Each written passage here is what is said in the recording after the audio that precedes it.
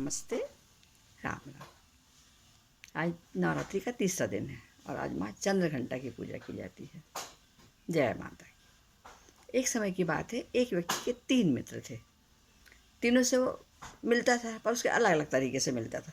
एक से तो वह रोज़ मिलता था, प्रतिदिन मिलता था, बिना उससे मिले उसको चैन ही नहीं पड़ती थी, और उससे मिलकर उसको बहुत खुशी होती थी, और उसको लेकर उसको थोड़ा अपने पर घमंड भी था कि ये मेरा बहुत अच्छा मित्र है।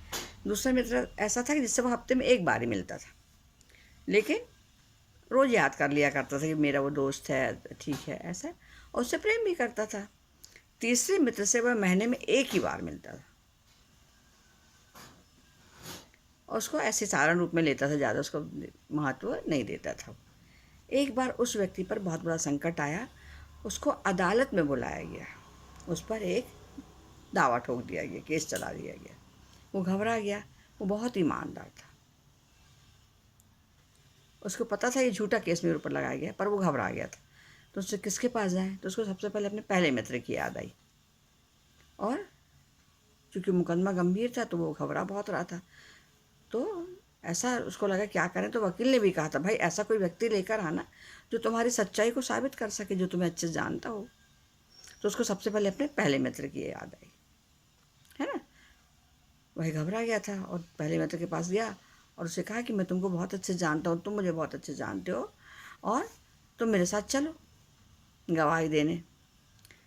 तो बोला, यार देखो, मैं तुम्हारे साथ दिन भर रहता हूँ, मैं तुम्हें बहुत प्यार करता हूँ, तुम मुझे बहुत प्यार करते हो, है ना, मैं तुम्हारा बहुत अच्छा मित्र भी हूँ, पर मैं अदालत नहीं चल सकता, मैं वहाँ नहीं जाऊँगा। मित्र को बहुत बुरा लगा, इतना अच्छा दोस्त मेरा, इतना बढ़िया सब मैंने उसका किया, रोज़ मिलता था, इसने साफ मना कर दिया, जबकि पता है कि झूठा आरोप लगाया मुझ पर, तो क्या हर्ज है गवाही देने में। पर साफ मना, मैं तुम्हारे साथ नहीं जाऊँगा। फिर विचार में पड़ गया क्या करें। वो दूसरे मित्र के पास गया, दूसरे मित्र से उसने मदद मांगी। तो मित्र बोला, मैं अदालत तो चलूँगा, वहाँ खड़ा भी रहूँगा तुम्हारे साथ, पर मैं बोलूँगा कुछ नहीं, अपनी सफाई में जो बोलना तुमको ही बोलना पड़ेगा भाई, तुम ले चलते हो तो ले चलो, मुझे कोई इतराज़ नहीं है, मैं चलने को तैयार हूँ। फिर उसको बहुत दुख हुआ कि मैं इतना अच्छा मित्र मेरा, हफ्ते में मिलता हूँ, रोज़ याद करता हूँ, इससे अच्छी अच्छी बातें करता हूँ, और फिर भी मेरे साथ नहीं चल रहा।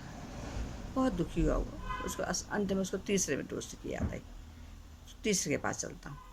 तो उसने कहा मैं चलूँगा, बहुत खुशी हुआ। तीसरा मित्र बोला, मैं चलूँगा, गवाही भी दूंगा, और ये विश्वास दिलाता हूँ कि तू जीत भी जाएगा।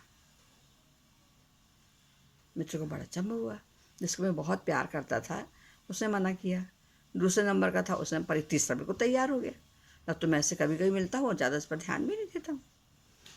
पहला मित्र जो था वो धन संपत्ति थी, जिसका उसको घमंड था। धन संपत्ति कभी किसी का साथ जिंदगी हमेशा तो नहीं देती, जब तक आपके पास तब तक है, और उसको कोई लेना देना नहीं। आपके पास है तो आपके पास है, दूसरे के पास चलेगी दूसरे के पास होगी। तो वो थी, पहला मित्र था, उसको धन संपत्ति थी।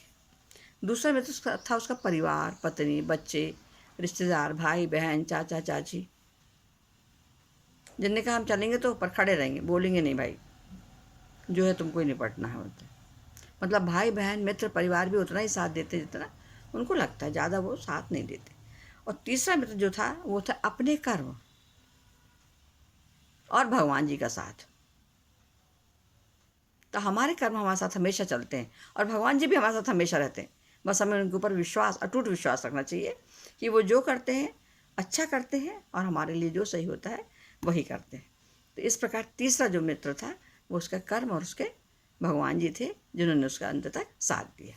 नमस्ते, राम राम, धन्यवाद।